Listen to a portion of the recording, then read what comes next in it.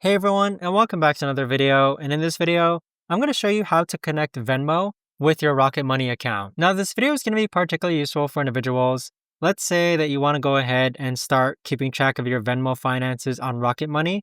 How do you actually connect both of them together? Now, this video is going to be short, sweet, and simple, guys. There's not going to be a lot of steps involved. So in order to do this, what you're first going to do is log onto your Rocket Money account. Next, click on the gear icon on the upper left-hand corner.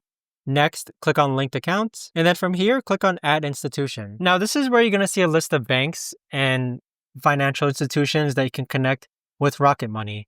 Go ahead and scroll all the way down until you find Venmo. And then once you open up Venmo, this software called Plate is going to open up. This is what Rocket Money uses to actually connect to financial institutions.